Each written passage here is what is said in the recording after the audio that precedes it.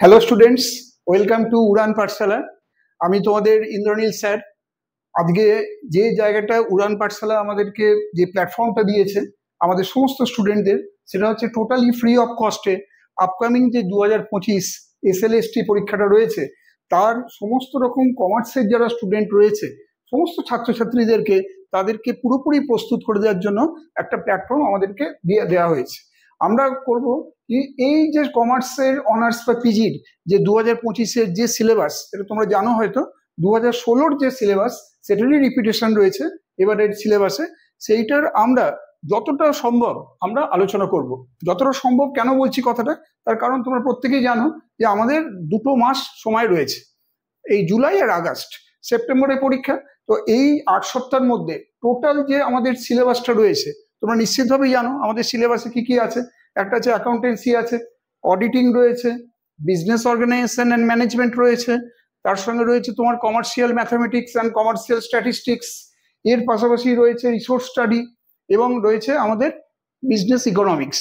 এই যে এতগুলো পেপার, সবটা যদি যা আমাদের ধরো উচ্চ মাধ্যমিকে পড়েছি, আমরা গ্র্যাজুয়েশনে 3 বছর পড়েছি, মাস্টার্স ডিগ্রিতে আরো 2 বছর পড়েছি, টোটাল 7 বছর যে পড়াশোনাটা, সেটা আমাদের কিন্তু ওই 8টা মাসের মানে 8টা সপ্তাহের মধ্যে টোটালি এটা কভার করা।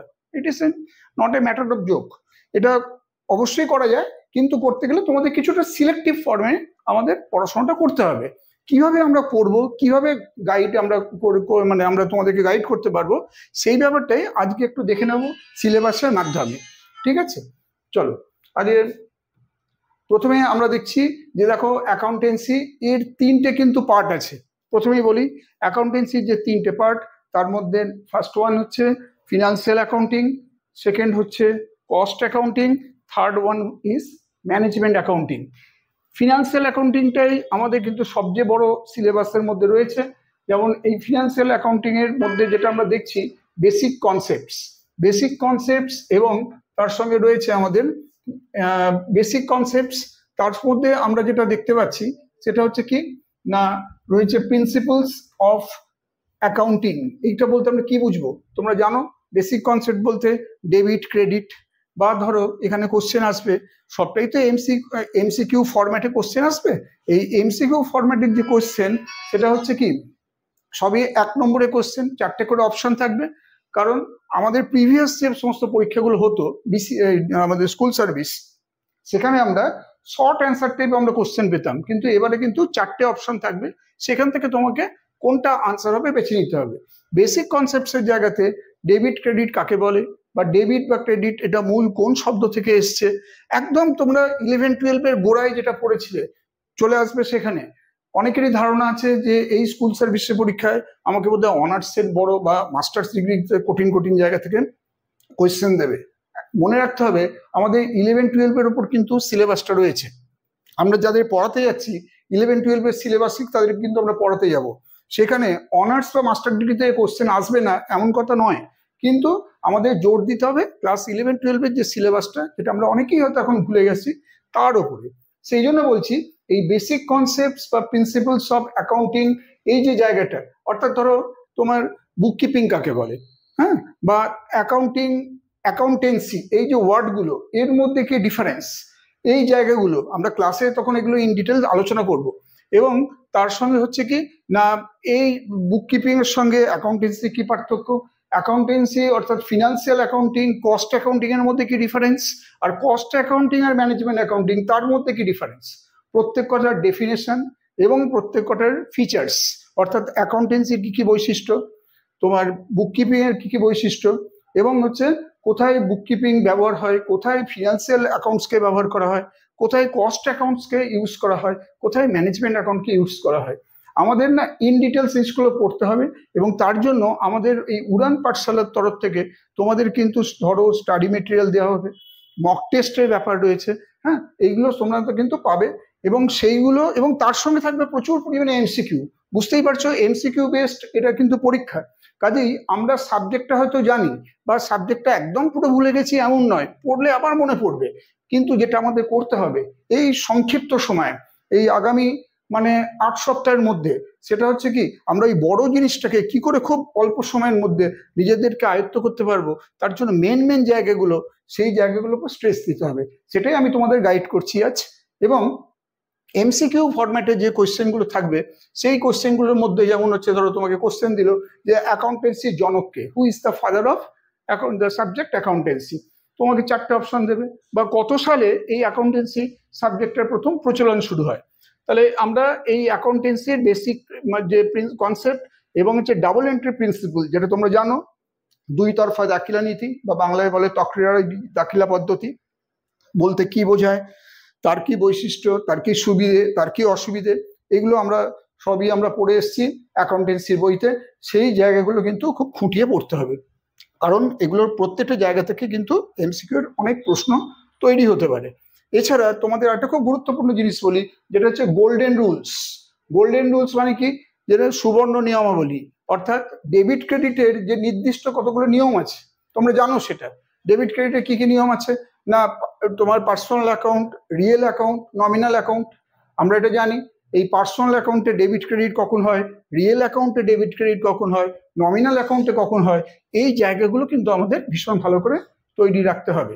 এবং দেখো এইখানে আরেকটা জিনিস সেটা আমরা বলি, সেটা হচ্ছে যে বলেছে details of the steps of preparation of balance sheet, যার মধ্যে এর মধ্যে দেখো ব্র্যাকেটে এটাও দিয়েছে journal, ledger, trial balance, trading account, profit and loss account and balance sheet. তার মানে কি আমরা একদম যেটা ক্লাস 11-এর গোড়ায় যেগুলো আমরা শিখে এসেছিলাম, সেই জায়গাগুলো কিন্তু ভালো করে এখানে আমাকে টোটাল অ্যাকাউন্টেন্সি সাবজেক্টের জায়গাটা কিন্তু পুরো ভালো করে জানতে হবে।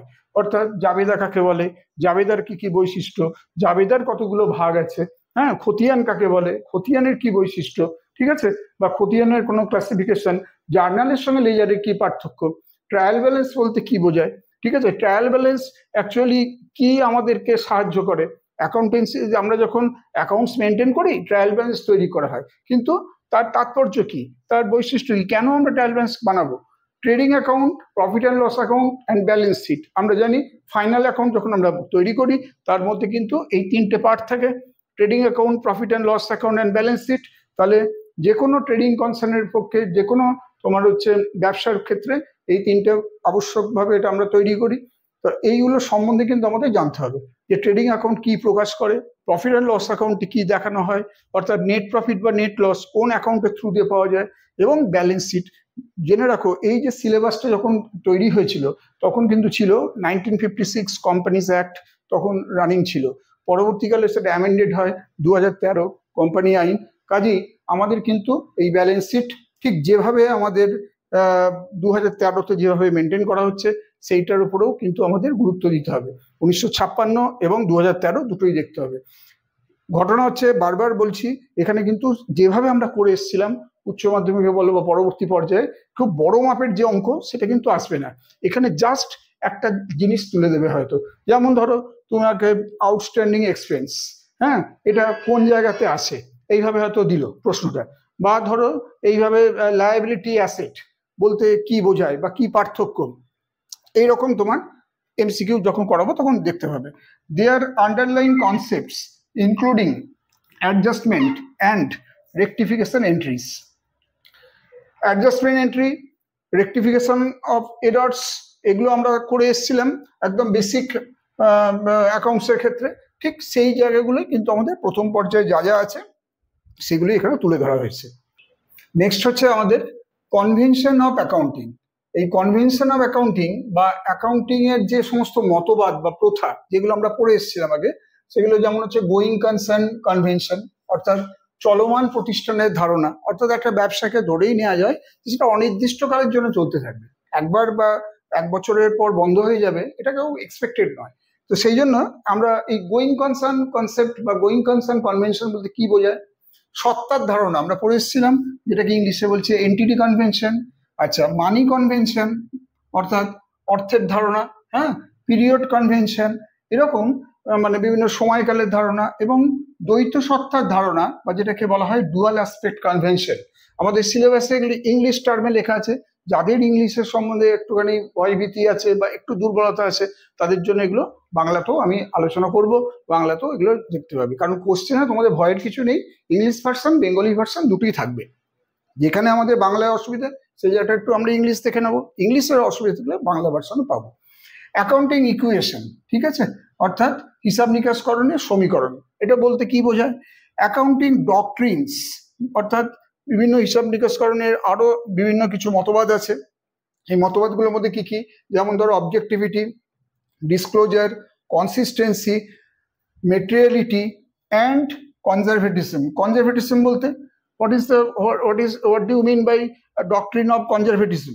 অর্থাৎ যেটাকে রক্ষণশীলতার মতবাদ বলে। রক্ষণশীলতার মতবাদ বলতে কোনটাকে বোঝায়? যে ধরো একটা ব্যবসা যখন চলছে তার যেগুলো প্রবেবল লস, সম্ভাব্য যে সমস্ত ক্ষতি, সেগুলোকে আমরা যেমন ক্ষতি হিসেবে যখন আমরা স্বীকার করব, কিন্তু লাভ যতক্ষণ না হচ্ছে ব্যবসায় ততক্ষণ অবধি কিন্তু আমরা লাভটাকে দেখাতে পারি না, ঠিক আছে? তাহলে এটাকে বলা হচ্ছে ডক্ট্রিন অফ কনজারভেটিজম। একইভাবে এই বিভিন্ন ডক্ট্রিন রয়েছে যেগুলো অবজেক্টিভিটি, ডিসক্লোজার, কনসিস্টেন্সি, মেটেরিয়ালিটি বইয়ের একই জায়গাতে তোমরা পাবে। এই জায়গাগুলোর উপর কিন্তু কোশ্চেন দিচ্ছে, কাজেই এই জায়গাটা বেশ ইম্পর্টেন্ট। আর আছে কি? Measurement of periodic income. Measurement of periodic income অর্থাৎ বিভিন্ন যে নির্দিষ্ট সময়কাল বা পর্যায়ক্রমিক যে সময়কালের তার যে হিসাব রক্ষণের পরিমাপ। তার মধ্যে কি কি রয়েছে? রেভিনিউ রেকগনিশন এবং রয়েছে ম্যাচিং প্রসেস, যেটাকে ম্যাচিং কনসেপ্টও আমরা বলি, ঠিক আছে? আর হায়ার পারচেস, কখনো ভয় পাওয়ার কিছু নেই। হায়ার পারচেস আমরা অনেক বড় মাপের অঙ্ক করে এসেছি। ইনস্টলমেন্ট মেথড আমরা করে এসেছি, instalment payment system. Hire purchase, instalment payment সিস্টেমের মধ্যে কোথায় পার্থক্য, ঠিক আছে? এই জায়গাগুলো কিন্তু থিওরিটিক্যাল পার্টটা কিন্তু খুব ফুটিয়ে পড়তে হবে, কারণ অত বড় মাপের অঙ্ক যা আমরা করতে অভ্যস্ত সেটা কিন্তু দেবে না। আমি বারবার বলছি, সেই জন্য ছোট্ট জায়গাগুলো যেগুলো খুব খুঁটিয়ে জায়গা, যেগুলো সেই জায়গাগুলোই আমাদের পড়তে হবে। দেখো, নেক্সট হচ্ছে এর পরবর্তীতে আমরা আসছি কোনটায় না,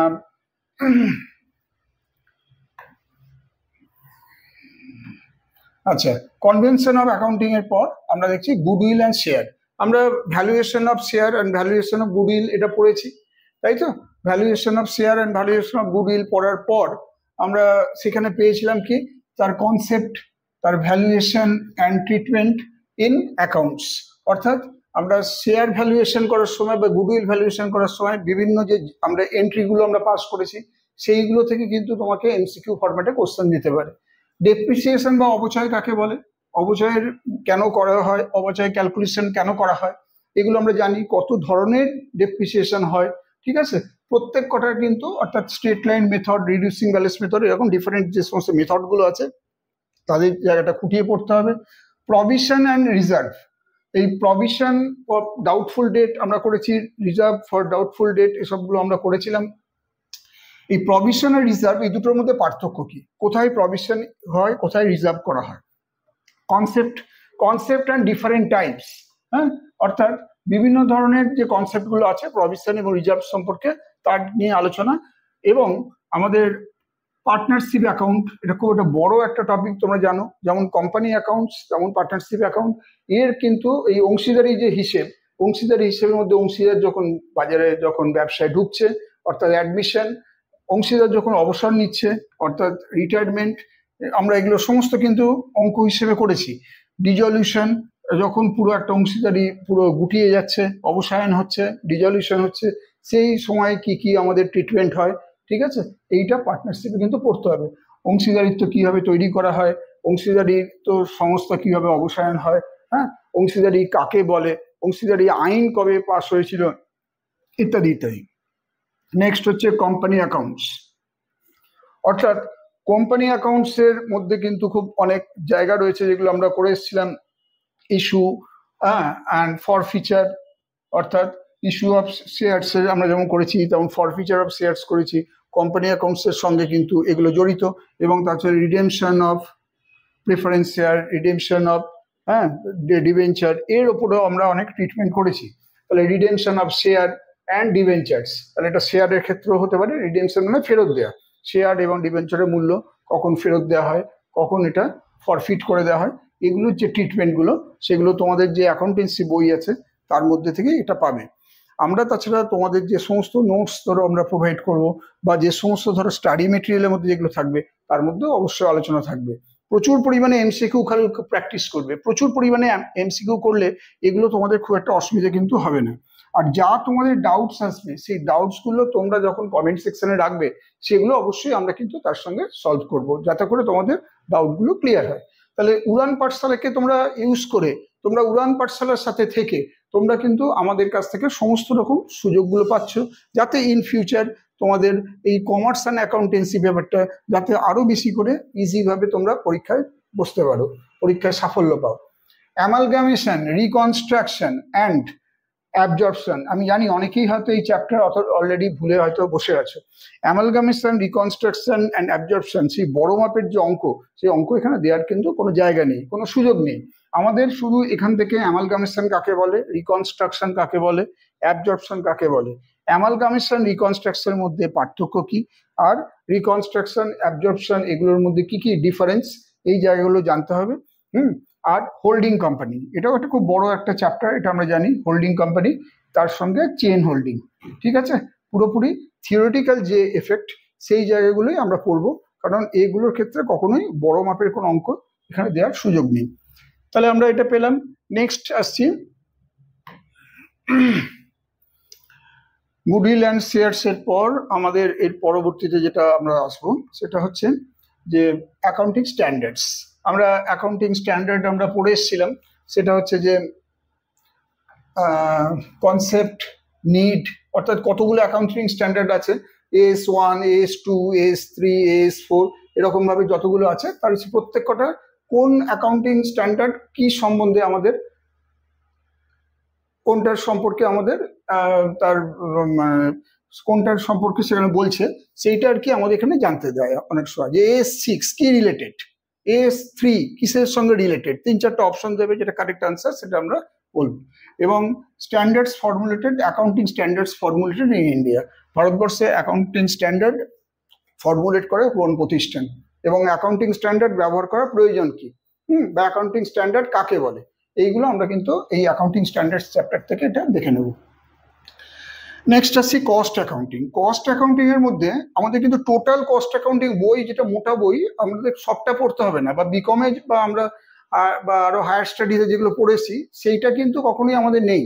এখানে মাত্র 3টে জায়গা আছে, একটা হচ্ছে প্রসেস কস্টিং, আর রয়েছে স্ট্যান্ডার্ড কস্টিং, আর রয়েছে কস্ট ভলিউম প্রফিট অ্যানালিসিস, যেটাকে আমরা সংক্ষেপে বলি সিভিভি অ্যানালিসিস, ঠিক আছে। তাহলে এই process costing, standard costing, process costing কখন অ্যাপ্লাই করা হয়, কোন কোন শিল্পের ক্ষেত্রে প্রসেস কস্টিং অ্যাপ্লাই করা হয়, স্ট্যান্ডার্ড কস্টিং মানে কখন অ্যাপ্লাই করা হয়, স্ট্যান্ডার্ড কস্টিং প্রসেস কস্টিং এর মধ্যে কি পার্থক্য, এই যে জায়গাগুলো। আর তাছাড়া সিভিপি অ্যানালিসিস বলতে কি বোঝায়, ঠিক আছে, এবং এর মাধ্যমে কি পাওয়া যায়, এই জায়গাগুলো আমাদের থিওরিটিক্যাল যে পার্টটা সেটা ভীষণ ভালোভাবে দেখতে হবে। নেক্সট আসছে ম্যানেজমেন্ট অ্যাকাউন্টিং। তাহলে অ্যাকাউন্টেন্সির আমাদের 3টে পার্ট, একটা হচ্ছে ফিনান্সিয়াল অ্যাকাউন্টিং, কস্ট অ্যাকাউন্টিং, আর সর্বশেষ যেখানে আমরা আসছি সেটা হচ্ছে ম্যানেজমেন্ট অ্যাকাউন্টিং। ম্যানেজমেন্ট অ্যাকাউন্টিং এর যেটা প্রথমে রয়েছে রেশিও অ্যানালিসিস। রেশিও অ্যানালিসিস আমরা পড়তে গিয়ে দেখেছি যে বিভিন্ন ধরনের রেশিও আছে, সেই যেমন ধরো তোমরা পড়ে এসছো কারেন্ট রেশিও, তারপরে অ্যাসিড টেস্ট রেশিও বা লিকুইড রেশিও, এরকম ডিফারেন্ট টাইপস অফ রেশিও আছে, স্টক ডেটার্স রেশিও ইত্যাদি ইত্যাদি। এই রেশিও অ্যানালিসিসগুলো ছোট্ট একটা 1 নম্বরের ট্রিটমেন্ট তোমাদের দিতে পারে, হ্যাঁ, খালি ফর্মুলাটা জানতে চাইতে পারে, সেই ফর্মুলাগুলো কিন্তু অঙ্ক করলেই অটোমেটিক্যালি মনে থাকবে। রেশিও অ্যানালিসিস আর interpretation of financial statement.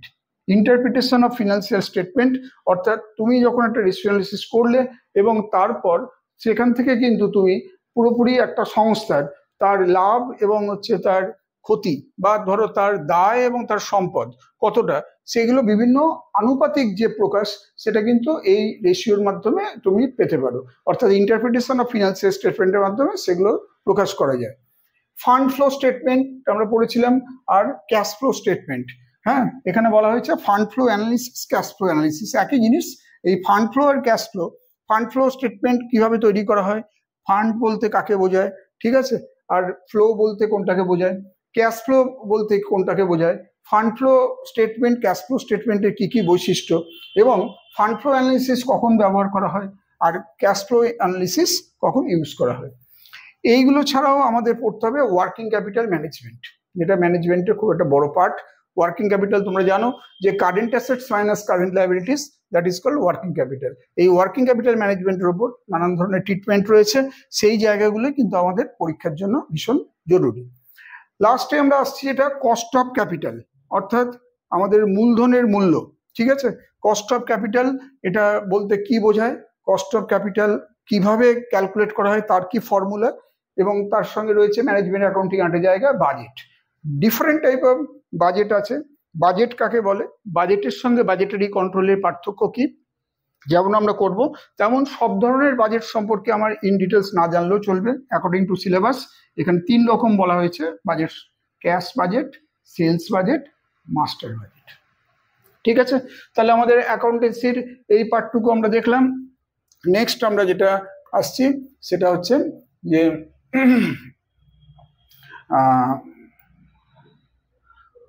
Audit.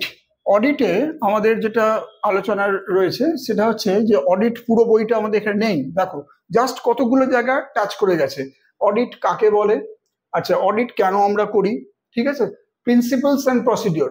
Audit কোনো একটা সংস্থা করার কতগুলো নীতি নিয়ম মেনে চলা হয়, এই নীতি বা নিয়মগুলো কি কি এইটা একটা রয়েছে। আর তার সঙ্গে রয়েছে ভেরিফিকেশন অফ অ্যাসেটস বা verification of liabilities and valuation of assets বা ভ্যালুয়েশন অফ লায়াবিলিটিস বলতে কি বোঝায়। ঠিক আছে, তাহলে কোনো প্রতিষ্ঠানের সম্পদ এবং দায়ের কিভাবে ভেরিফাই করা হয়, কিভাবে তার মূল্যায়ন নির্ধারণ করা হয়, এগুলো পড়ে আমরা সেখান থেকে জানতে পারি। নেক্সট হচ্ছে ইন্টারনাল চেক। তাহলে অভ্যন্তরীণ নিয়ন্ত্রণ বলতে কি বোঝায়, অভ্যন্তরীণ নিয়ন্ত্রণ কেন করা হয়, এইগুলো কিন্তু আমাদের ভীষণভাবে জানতে হবে। খুব বড় কিছু টপিক নেই কিন্তু অডিটিং এ, দেখো খুব সামান্য অংশ আছে, তার থেকে তোমরা অনেক বেশি পড়েছো, এবং সেগুলো এমন নয় যে তুমি আর পড়লে মনে থাকবে না, এমন নয়, পড়লে আবারও সেই জিনিসগুলো আবার ফিরে আসবে। ইন্টারনাল অডিট, ঠিক আছে, অভ্যন্তরীণ নিরীক্ষা, এটা কাকে বলে। ইন্টারনাল চেক আর ইন্টারনাল অডিটের মধ্যে কি ডিফারেন্স, এগুলো মোটামুটি আমরা এক সময় পড়েছিলাম, হয়তো এখন অনেকদিন ব্রাশ আপ করা হয়নি বলে আমরা সেগুলো মাথা থেকে মানে একদম ওয়াশ হয়ে গেছে। আবারও যখন আলোচনা করব, আবার যখন আমরা ক্লাসে আসবো, ক্লাসগুলো করব, তখন ঠিক মনে পড়ে যাবে। এবং এর সাথে যেটা বারবার বলছি, প্রচুর পরিমাণে এমসিকিউ কিন্তু আমাদের দেয়া থাকবে, সেই এমসিকিউ গুলো প্র্যাকটিস করতে হবে, কারণ আগামী এই 2 মাসের মধ্যে খুব বেশি কিছু কিন্তু করার জায়গা নেই। আমাদের যে জিনিসগুলো আমরা পড়ে এসেছি সেগুলো একবার করে রিভিশন দেওয়া, এবং যেগুলো মেন ইম্পর্টেন্ট পার্ট যেগুলো আমরা উল্লেখ করব সেই জায়গাগুলো জোর দিয়ে পড়বে, আর প্রচুর পরিমাণে এমসিকিউ তার উপর তৈরি করবে। ইন্টারনাল কন্ট্রোল, আভ্যন্তরীণ নিয়ন্ত্রণ, ঠিক আছে। আর কি আছে, ডিভিজিবল প্রফিট। তাহলে এগুলো আমরা সবই কিন্তু এই অডিটে কিন্তু এই পার্টগুলো পড়েছিলাম, যে ব্যবস্থাপনা নিরীক্ষা বলতে কি বোঝায়। ডিফারেন্ট টাইপ অফ অডিট আমরা পড়েছিলাম, যেমন হচ্ছে ম্যানেজমেন্ট অডিট, কস্ট অডিট, তারপরে অপারেশনাল অডিট, হ্যাঁ, তো সোশ্যাল অডিট, সামাজিক নিরীক্ষা। সামাজিক নিরীক্ষা যেমন ধরো এই যে 100 দিনের কাজ, 100 দিনের কাজের প্রকল্পে কোন নিরীক্ষা করা হয় না, সামাজিক নিরীক্ষা এখানে সেখানে করা হয়ে থাকে, বাধ্যতামূলক। তাহলে এই যে আমাদের 3-4টে অডিটের নাম দিয়েছে, management audit, cost audit, operational audit, social audit বলতে কি বোঝায়, কোন ক্ষেত্রে এই ধরনের অডিট করা হয়, এই টাইপের প্রশ্ন আর থাকবে। আর এনভায়রনমেন্ট অডিট, এখন এনভায়রনমেন্ট পলিউশন খুব একটা বড় মাথা ব্যথার কারণ হয়ে দাঁড়িয়েছে আমাদের সকলের, সেই জন্য এনভায়রনমেন্ট অডিটটাও এখন বেশ গুরুত্বপূর্ণ। সোশ্যাল অডিট, এনভায়রনমেন্ট অডিট থেকে ইদানিংকালে প্রশ্ন আসার সম্ভাবনা সবচেয়ে বেশি। ইনভেস্টিগেশন অর্থাৎ তদন্ত, তাহলে এই জায়গাগুলো আমরা পড়লাম, internal audit, investigation, internal check এবং ডিফারেন্ট টাইপস অফ অডিট, আর verification and valuation of assets and liabilities. এই জায়গায় হচ্ছে আমাদের অডিটের মূল প্রতিপাদ্য বিষয় বা আলোচনার বিষয়। এবার দেখো বিজনেস ম্যাথামেটিক্স যেটাকে আমরা বলি, বা কমার্শিয়াল ম্যাথামেটিক্স যেটা আমরা বলছি, একই জিনিস। ম্যাথামেটিক্সটা কিন্তু পুরো সিলেবাস সেখানে দেয়নি, চিন্তার কোনো কারণ নেই।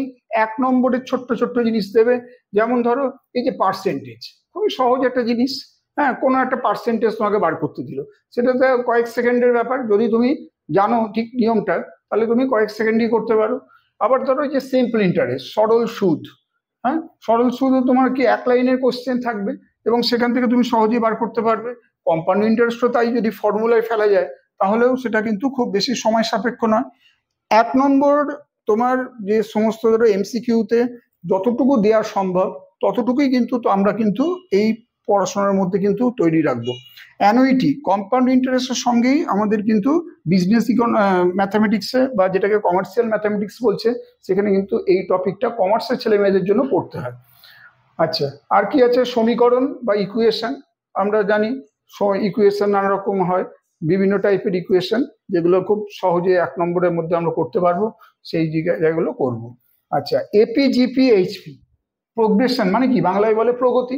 প্রগতি আমরা করে এসেছি, সমান্তর প্রগতি, জ্যামিতিক প্রগতি বা যেটাকে বলে গুণোত্তর প্রগতি, ঠিক আছে। আরেকটা করেছি হারমোনিক প্রোগ্রেশন বা যেটাকে সংক্ষেপে বলে এইচপি। আর আমরা কমার্শিয়াল ম্যাথামেটিক্সের সঙ্গে তার সঙ্গে কিছুটা স্ট্যাটিস্টিক্সের পার্টও আছে। স্ট্যাটিস্টিক্স এর মিনিং আর তার ইউজ, ঠিক আছে। স্ট্যাটিস্টিক্স কেন আমরা পড়বো, স্ট্যাটিস্টিক্স কাকে বলে, স্ট্যাটিস্টিক্সের কোথায় কোথায় তার ব্যবহার রয়েছে, এই সমস্ত জায়গাগুলো কিন্তু আমাদের এই আলোচনার মধ্যে রয়েছে। নেক্সট আমাদের যেটা আমরা দেখছি সেটা হচ্ছে যে অঙ্কের মধ্যে আছে আমার মেজার্স অফ সেন্ট্রাল টেন্ডেন্সি। এটা ঠিক অঙ্ক বলা ভুল হবে, ঠিকঠাক বললে এটা স্ট্যাটিস্টিক্সেরই part. Measures of central tendency যখন আমরা করেছিলাম এর মধ্যে মিন, মিডিয়ান, মোড এগুলো আমরা করেছিলাম, ঠিক আছে। তাহলে সিম্পল মিন, ওয়েটেড মিন এ সমস্ত আমরা করেছি। তারপরে মিনের সঙ্গে মোডের কি পার্থক্য, হ্যাঁ, বা মিনের সঙ্গে তোমার মিডিয়ানের কি পার্থক্য, এই যে ফর্মুলাগুলো আমরা পড়েছিলাম মিন, মিডিয়ান, মোড, সেই ফর্মুলাগুলো যেমন আমাদের এখানে তৈরি করতে হবে, তার সঙ্গে হচ্ছে কি যে প্রত্যেকটা পার্থক্যটা। মেজার্স অফ ডিসপারশন, দেখো মেজার্স অফ সেন্ট্রাল টেন্ডেন্সি ঠিক পরেই যে চ্যাপ্টারটা আছে সেটা হচ্ছে মেজার্স অফ ডিসপারশন। হ্যাঁ, coefficient of variation, coefficient of mean deviation, এরকম নানান ধরনের ফর্মুলা আমাদের সেখানে সমস্ত কিন্তু করতে হয়েছিল। তাহলে এই measures of dispersion, measures of central tendency এবং তার সঙ্গে রয়েছে আমার সিলেবাসে স্ট্যাটিস্টিক্সে ইন্ডেক্স নাম্বার, ঠিক আছে। ইন্ডেক্স নাম্বারেরও বেশ কিছু সূত্র আছে, সূত্রের উপরেও কিন্তু ছোট ছোট অঙ্ক আছে। তাহলে ইন্ডেক্স নাম্বার যখন আমরা এগুলো করবো, ওই চ্যাপ্টারের মধ্যে ঢুকবো, তখন ইন্ডেক্স নাম্বার এবং স্যাম্পলিং মেথডস এই সমস্ত জায়গাগুলো আমাদের পড়তে হবে। স্যাম্পলিং কাকে বলে বা কত টাইপের স্যাম্পলিং হয়, ঠিক আছে, স্যাম্পলিং করার কেন করা হয় বা করলে কি সুবিধা পাওয়া যায়। থিওরিটিক্যাল জায়গাগুলো কিন্তু ছাড়বে না, থিওরিটিক্যাল জায়গা থেকে কিন্তু কোশ্চেন আসার সবচেয়ে সম্ভাবনা বেশি। অঙ্করও পার্ট কিছু থাকবে, প্র্যাকটিক্যাল প্রবলেম, আর তার সঙ্গে কিন্তু থাকবে অনেকটাই আমাদের থিওরিটিক্যাল পার্ট। বিজনেস অর্গানাইজেশন অর্থাৎ কারবার সংগঠন এবং ম্যানেজমেন্ট, কারবার ব্যবস্থাপনা, ঠিক আছে।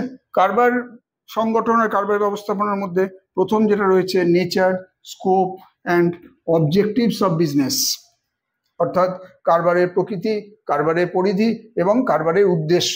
হ্যাঁ, তোমরা জানো যে বিজনেস, ট্রেড, ইন্ডাস্ট্রি, কমার্স, এই যে টার্মগুলো, এগুলো প্রত্যেকটার মধ্যে পার্থক্য আছে। কাকে আমরা ব্যবসা বলবো, কাকে আমরা কারবার বলবো, শিল্প বলতে কি বোঝায়, এবং আরেকটা হচ্ছে ট্রেড, ইন্ডাস্ট্রি, কমার্স, আর হচ্ছে বিজনেস, বাণিজ্য বলতেই বা কি বোঝায়। প্রত্যেকটা টার্ম কিন্তু আলাদা, প্রত্যেকটার সঙ্গে প্রত্যেকটা পার্থক্য আছে, এইগুলো কিন্তু আমাদের খুব ফুটিয়ে জানতে হবে। বিজনেস, ইকোনমি অ্যান্ড সোসাইটি পরস্পরের মধ্যে ইন্টার রিলেশনশিপ, অর্থাৎ কারবার, অর্থনীতি এবং সমাজ। হ্যাঁ, আমরা এর সঙ্গে একটা খুব গুরুত্বপূর্ণ জিনিস যেটা হচ্ছে কারবারের সামাজিক দায়িত্ব, অর্থাৎ একটা কারবার শুধুমাত্র লাভ করার জন্যই তৈরি হয় না। যখন বড় কারবার তুমি করবে তখন কিন্তু একটা তোমার সামাজিক দায়িত্ব একটা থাকবে। সামাজিক দায়িত্বটাই কারবারের বলতে কি বোঝায় সেইটা কিন্তু এখানে আলোচনার মধ্যে রয়েছে, কতগুলো পয়েন্ট আছে, সেই জায়গাগুলো পরীক্ষার জন্য আমাদের লাগবে। নেক্সট দেখো, এরপরে হচ্ছে business environment, elements of business environment বা কারবারি পরিবেশ, যার মধ্যে রয়েছে elements of environment, need for identifying environmental facilities and constraints, অর্থাৎ কারবারের পরিবেশ বলতে কি বোঝায় এবং এনভায়রনমেন্টাল ফেসিলিটি অর্থাৎ কারবারের যে সুযোগ সুবিধাও যেমন আছে, পরিবেশগত সুযোগ সুবিধে এবং তার কতগুলো বাধাও আছে। এই কারবারের পরিবেশগত সুযোগ সুবিধাগুলো কি এবং কারবারের এই তোমার পরিবেশগত বাধা বলতে কোন বোঝায়, ঠিক আছে, তার প্রয়োজনীয়তা কি বা সেগুলোকে কিভাবে আইডেন্টিফাই করা হয়, এইগুলো এই আলোচনার মধ্যে রয়েছে। আমরা যখন সাবজেক্টে ঢুকবো তখন কিন্তু এগুলো বিস্তারিত আমাদের আলোচনা হবে। Features of business environment in India, ভারতবর্ষের যে কারবারের পরিবেশ, ভারতবর্ষের যে ব্যবসায়িক পরিবেশ, তার কি কি বৈশিষ্ট্য রয়েছে এটা আলোচনার মধ্যে রয়েছে। এছাড়া রয়েছে ফাংশনাল ক্লাসিফিকেশন অফ বিজনেস, যেটা একটু আগেই বলছিলাম যে ব্যবসার কার্যকরী যে শ্রেণীবিভাগ, অর্থাৎ ব্যবসা বলতে আমরা যেটাকে বলি অ্যাকচুয়ালি সেটা অরিজিনালি হচ্ছে ইংলিশে বলা হয় ট্রেড, আর বিজনেস বলে যে কথাটা অ্যাকচুয়ালি আমরা বলি তার অরিজিনালি হচ্ছে বাংলা শব্দ হচ্ছে কারবার। তাহলে কারবারের যে কার্যকরী মানে যে শ্রেণীবিভাগ তার মধ্যে শিল্প, ব্যবসা আর কি রয়েছে, আর রয়েছে বাণিজ্য। হলো। Next, features of different forms of business organization বলতে কোনটাকে বোঝায় না, features of different forms of business organization বলতে আমরা জানি যে ব্যবসায়িক সংগঠন অনেক রকম হয়, এক মালিকি ব্যবসা হয়, অংশীদারি ব্যবসা হয়, তারপরে কোম্পানি ফর্ম অফ ব্যবসা হয়, গভর্নমেন্ট এন্টারপ্রাইজ এবং তাছাড়া কোঅপারেটিভ সংস্থা, এই যে বিভিন্ন ধরনের সংস্থা তাদের কি কি বৈশিষ্ট্য, এটাই আমাদের আলোচ্য বিষয়। দেখো পরেরটা রয়েছে আমাদের যে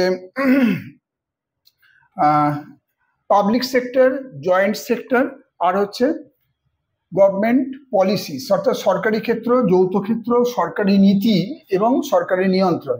ঠিক আছে, সরকারি ক্ষেত্র, বেসরকারি ক্ষেত্র এই দুইয়ের মিলে যেটা হয় সেটাকে আমরা জানি জয়েন্ট সেক্টর বা যৌথ ক্ষেত্র বলে। তাহলে যৌথ ক্ষেত্র কাকে বলে, সরকারি ক্ষেত্র কাকে বলে, সরকারের এদের ক্ষেত্রে কি কি নীতি কাজ করছে, সরকার এই সমস্ত ক্ষেত্রগুলোকে অর্থাৎ বেসরকারি ক্ষেত্র বা যৌথ ক্ষেত্রগুলোকে কিভাবে নিয়ন্ত্রণ করে। ঠিক আছে, performance of public enterprises in India, ভারতবর্ষে সরকারি উদ্যোগগুলোর কি পারফরমেন্স। ঠিক আছে, আর issue of privatisation of public sector, অর্থাৎ ভারতবর্ষে যে সরকারি ক্ষেত্রগুলো আছে তার যে বেসরকারিকরণ, সেই বেসরকারিকরণগুলোর কি কি ইস্যু রয়েছে, মানে কি কারণে বেসরকারিকরণের দিকে সরকার ঝুঁকছেন সেটা এই আলোচনার মধ্যে আমাদের রয়েছে। সংগঠিত বাজার বা যেটাকে ইংলিশে বলে অর্গানাইজড মার্কেটস, অর্গানাইজড মার্কেটের মধ্যে কি কি আছে, যেমন মানি মার্কেট বা অর্থের বাজার, ক্যাপিটাল মার্কেট মূলধনের বাজার, কমোডিটি মার্কেট পণ্যের বাজার, এগুলো সমস্ত বিওতে আমরা পড়েছিলাম এক সময়। হ্যাঁ, তার নেচার, ইম্পর্টেন্স, অবজেক্টিভস আর রয়েছে ফাংশনস অফ দিস মার্কেটস, অর্থাৎ মার্কেট চ্যাপ্টারটা থেকে আমরা বাজারের বিভিন্ন টাইপের বাজারের যে প্রকৃতি, তার যে গুরুত্ব, হ্যাঁ, এবং বিভিন্ন বাজারের যে কার্যাবলী সেইগুলো সম্বন্ধে উদ্দেশ্য, এগুলো নিয়ে আলোচনা আছে। এরপরে আমরা আসি যে আলোচনায়, সেটা হচ্ছে কি না meaning, significance and functions of business management. দেখো এতক্ষণ বিও নিয়ে আলোচনা হচ্ছিল, বিজনেস অর্গানাইজেশন নিয়ে, এখন হচ্ছে বিএম বা business management.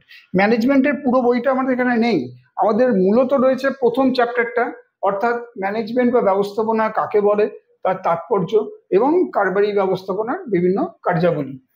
Evolution of management thought, বিভিন্ন ম্যানেজমেন্ট থট আমাদের ওখানে আলোচনার মধ্যে রয়েছে। Different approaches to the study of management, অর্থাৎ বিভিন্ন যে স্কুল অফ ম্যানেজমেন্ট তারা যে ম্যানেজমেন্টের ভাবনাগুলো নিয়ে যে বিভিন্ন রকম তাদের যে ম্যানেজমেন্ট সম্পর্কে যে সমস্ত চিন্তাধারা তারা দিয়েছেন সেগুলো এই আলোচনার মধ্যে রয়েছে। আর আছে পার্সোনাল ম্যানেজমেন্ট, অর্থাৎ কর্মী ব্যবস্থাপনা, সেখানে আমাদের পড়তে হবে শুধুমাত্র তার ফাংশন, ম্যান পাওয়ার প্ল্যানিং, হ্যাঁ, আর হচ্ছে ইন্ডাস্ট্রিয়াল রিলেশন, শিল্পে পার্সোনাল ম্যানেজমেন্টের কি ইউজ, অর্থাৎ শিল্প সম্পর্ক, শিল্পে মালিকের সঙ্গে কর্মীদের কি সম্পর্ক, কর্মীদের মধ্যে কি সম্পর্ক, হ্যাঁ, এবং শিল্পের শৃঙ্খলা, ইন্ডাস্ট্রিয়াল ডিসিপ্লিন, এইগুলো কিন্তু সব পার্সোনাল ম্যানেজমেন্টের মধ্যে রয়েছে। আর তাছাড়া একটা খুব বড় জিনিস হচ্ছে যে বর্তমান যুগে কারবারি ব্যবস্থাপনায় কর্মীদের অংশগ্রহণ, কারণ কর্মীরা যদি ম্যানেজমেন্টের মধ্যে যদি একটা পার্ট হয়ে যায় তাহলে সেই কারবার খুব সুষ্ঠুভাবে চলতে পারে, খুব সেখানে ইন্ডাস্ট্রিয়াল ডিসিপ্লিন ভালোভাবে মেনটেন হতে পারে।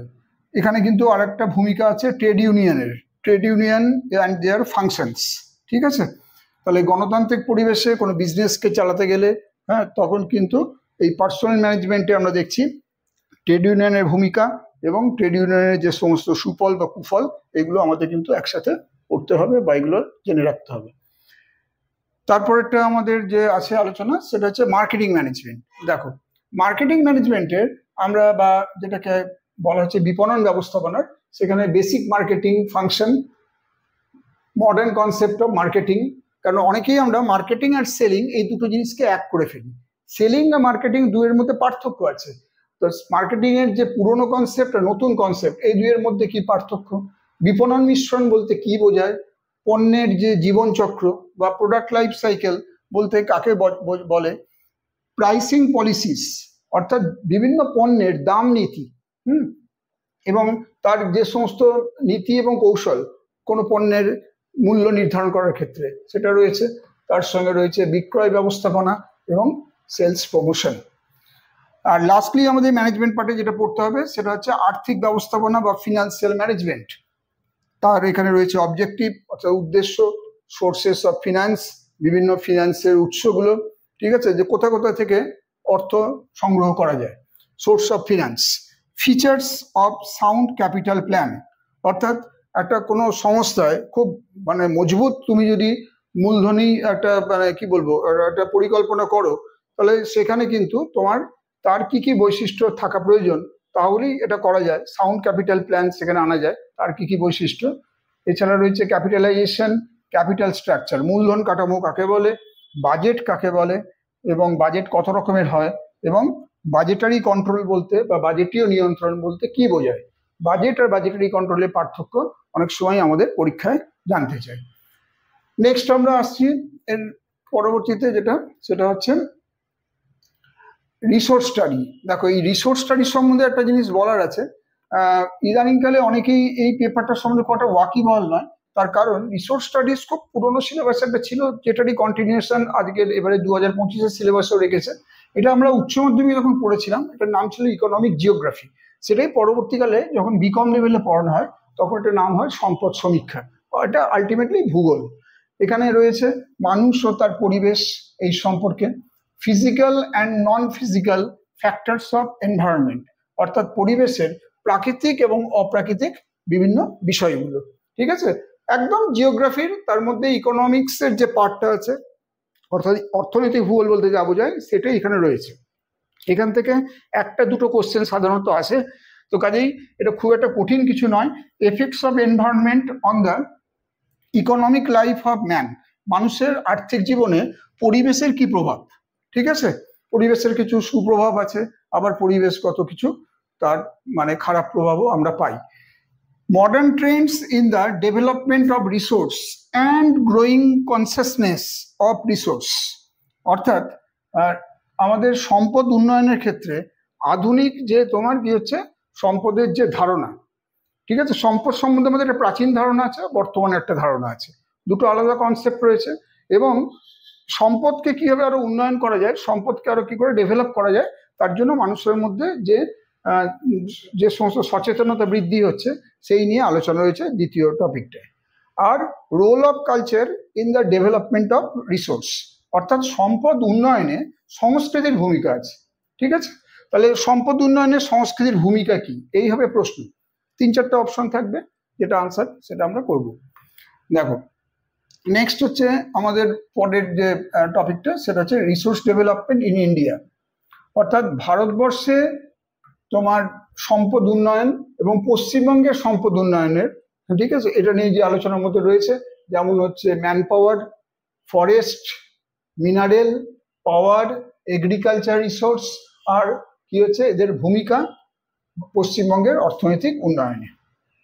হ্যাঁ, তাহলে ফরেস্ট, মিনারেল, পাওয়ার, এই সমস্ত যে জায়গাগুলো রয়েছে, এগ্রিকালচার রিসোর্স, এই জায়গাগুলো থেকে কিন্তু অনেক তোমার ভূগোলের যে সমস্ত প্রশ্নগুলো আছে সেইগুলো কিন্তু এখান থেকে পেতে পারো।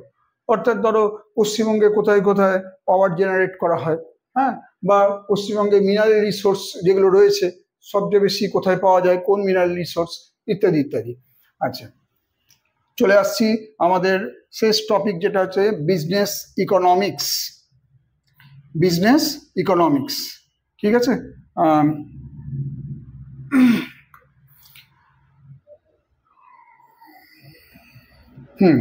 বিজনেস ইকোনমিক্সের যেটা আমরা দেখছি সেটা হচ্ছে যে এখানে প্রথমে পড়বো ডিমান্ড ফাংশন অর্থাৎ যেটা বাংলায় বলে চাহিদা অপেক্ষক। আমরা ডিমান্ড অ্যান্ড সাপ্লাই পড়েছি এবং সেখানে ইনডিফারেন্স কার্ভ কাকে বলে, ইনডিফারেন্স কার্ভ অ্যানালিসিস এটা যেমন আমরা করছি, তার সঙ্গে অ্যাভারেজ রেভিনিউ বলতে কি বোঝায়, মার্জিনাল রেভিনিউ কি, অ্যাভারেজ রেভিনিউ মার্জিনাল রেভিনিউর মধ্যে পার্থক্য, এই জায়গাগুলো আমরা কিন্তু করব। নেক্সট হচ্ছে প্রোডাকশন ফাংশন। প্রোডাকশন ফাংশন বা উৎপাদন অপেক্ষকের মধ্যে আছে টোটাল প্রোডাকশন বলতে কি বোঝায়, অ্যাভারেজ প্রোডাকশন বলতে কি বোঝায়, মার্জিনাল প্রোডাক্ট কাকে বলে, অর্থাৎ প্রান্তিক উৎপাদন। এটা very very important. Law of diminishing returns to a factor, ক্রমহ্রাসমান প্রান্তিক উৎপাদন বিধি যেটাকে বলে, সেটা বলতে কি বোঝায়, the role of revenue and cost in production, অর্থাৎ উৎপাদনে কোনো ব্যয় এবং তার রেভিনিউর ভূমিকা কি। ঠিক আছে, এগুলো আমরা যখন পড়বো তখন প্রোডাকশন ফাংশনটা খুব ভালো করে আমাদের বুঝতে হবে, না বুঝলে কিন্তু এর প্রশ্নগুলো কিন্তু পারা যাবে না। Production cost in the short and long run, অর্থাৎ স্বল্প মেয়াদে এবং দীর্ঘমেয়াদে উৎপাদন ব্যয় কিরকম হয়। এগুলোর মধ্যে অনেক কার্ভের ব্যাপার আছে, সেই কার্ভ বা ডায়াগ্রামগুলো না বুঝলে কিন্তু সেই আনসার করা একটু কঠিন হয়ে পড়বে। ফিক্সড অ্যান্ড ভেরিয়েবল কস্ট, স্থির ব্যয় কাকে বলে, পরিবর্তনশীল ব্যয় কাকে বলে, স্থির ব্যয় পরিবর্তনশীল ব্যয়ের উদাহরণ এবং এর পার্থক্য। আর হচ্ছে break even analysis, break even point আমরা পড়েছি, ব্রেক ইভেন পয়েন্ট কাকে বলে, ব্রেক ইভেন এটা কি প্রকাশ করে বা কি বার করে, কেন ব্রেক ইভেনকে ইউজ করা হয় ইত্যাদি। আর চতুর্থ হচ্ছে price determination under perfect competition, হ্যাঁ, অর্থাৎ যেটাকে আমরা মার্কেট বা মার্কেট স্ট্রাকচার যে চ্যাপ্টারটা পড়ে এসেছি, বাজার চ্যাপ্টারটার নাম হচ্ছে বাজার। সেখানে আমাদের অনেক ধরনের মার্কেট সম্বন্ধে আমরা পড়েছি, perfect competition market, imperfect competition market. Imperfect competition মার্কেটের মধ্যে আমরা পড়েছি মনোপলি, ডুওপলি, অলিগোপলি, মনে পড়ছে? এই যে সমস্ত মার্কেটগুলো আমরা, বা মনোপলিস্টিক কম্পিটিশন মার্কেট, হ্যাঁ, এই যে ডিফারেন্ট টাইপ অফ মার্কেট, এই প্রত্যেকটা মার্কেটের কি বৈশিষ্ট্য, কাকে বলে, উইথ এক্সাম্পল, এই জায়গাগুলোই কিন্তু আমাদের পরীক্ষায় কিন্তু কোশ্চেনের জন্য লাগতে পারে। ঠিক আছে, আর আমরা দেখছি যে এর পরবর্তীতে রয়েছে মার্জিনাল প্রোডাক্টিভিটি থিওরি, প্রান্তিক উৎপাদনশীলতা তত্ত্ব। সেখানে কি কি আছে, সংঘবদ্ধ দর কষাকষি বলতে কি বোঝায়, ঠিক আছে, এবং সংঘবদ্ধ দর কষাকষির মাধ্যমে কিভাবে কোনো শিল্পে তার কি হয় মজুরি নির্ধারণ করা হয়, এবং সেখানে theory of rent, theory of interest, theory of profit, এই চ্যাপ্টারের আন্ডারে এই বিভিন্ন যে কনসেপ্টগুলো, এগুলো কিন্তু আমাদের একটু ধারণা রাখতে হবে। নেক্সট হচ্ছে ন্যাশনাল ইনকাম চ্যাপ্টার, জাতীয় আয় কাকে বলে, জাতীয় আয় কবে প্রথম কে নির্ধারণ করেছিলেন, এবং জাতীয় আয়ের যে বিভিন্ন কনসেপ্ট বা ধারণাগুলো সেগুলো আমাদের জানতে হবে। যেমন ধরো gross domestic product, gross national product, net national product, এরকম আছে, ফ্যাক্টর কস্ট, মার্কেট প্রাইস, পার ক্যাপিটা ইনকাম, হ্যাঁ, রিয়েল ইনকাম, ডিসপোজেবল ইনকাম, ইত্যাদি ইত্যাদি। এবং হচ্ছে কনজামশন ফাংশন, ভোগ অপেক্ষক, হ্যাঁ, সম্বন্ধে ধারণা, ইনভেস্টমেন্ট ফাংশন, বিনিয়োগ অপেক্ষক, এবং সবচেয়ে একটা গুরুত্বপূর্ণ concept of is and LM curve. এটা অনেকের পক্ষেই হয়তো জানা এই মুহূর্তে নেই, এটাকে পড়তে হবে একটু ভালো করে, এই কনসেপ্ট অফ এলএম কার্ভ আর আইএস কার্ভ এলএম কার্ভের মধ্যে কি পার্থক্য এবং এটা কোন কাজে ব্যবহার হয়। আর হচ্ছে বিনিয়োগ গুণিতক বা ইনভেস্টমেন্ট মাল্টিপ্লায়ার। এই হচ্ছে আমাদের যে আমরা সিলেবাসটা পেলাম, তার মধ্যে আমরা এইগুলো পেয়েছি। লাস্টলি আমাদের ছোট্ট একটা জিনিস আমরা আজকে আলোচনা করেই দেখছি সিলেবাস আমাদের শেষ, সেটা হচ্ছে থিওরি অফ কম্পারেটিভ অ্যাডভান্টেজ। ঠিক আছে, তুলনামূলক সুবিধার নীতি বা তুলনামূলক সুবিধার তত্ত্ব। তুলনামূলক সুবিধার তত্ত্বতে হচ্ছে যে দুটো দেশ ধরো দুরকম জিনিস উৎপাদন করে, এবার কোন দেশ অপর কোন দেশের সঙ্গে কোন ধরনের জিনিস তারা বিনিময় করবে এবং এই বিনিময় করার ক্ষেত্রে কোন ধরনের নীতি তারা প্রয়োগ করবে, এটাই জানানো আছে কম্পারেটিভ অ্যাডভান্টেজ থিওরিতে। হ্যাঁ, ট্রেড পলিসি অর্থাৎ হচ্ছে ব্যবসায়িক নীতি, ট্যারিফস অ্যান্ড প্রোটেকশন, ট্যারিফ মানে মাসুল, ব্যবসায়িক যে মাসুল, আর হচ্ছে তার প্রোটেকশন অর্থাৎ সুরক্ষা। ইন্টারন্যাশনাল ফিনান্সিয়াল এনভায়রনমেন্ট, আন্তর্জাতিক যে সমস্ত আর্থিক প্রতিষ্ঠানগুলো আছে যারা কি করে বিভিন্ন ক্ষেত্রে ব্যবসাকে কারবারকে সাহায্য করে, হ্যাঁ, দেশীয় সমস্ত ব্যবসাগুলো বাণিজ্যের একটা ভালো জায়গা তৈরি করে দেয়, তাদের সম্বন্ধেও আমাদের এটা পড়তে হবে। আজকে তোমাদের এই অবধি আমি বললাম সিলেবাস, পরবর্তীতে ক্লাসে আবার তোমাদের সঙ্গে দেখা হবে।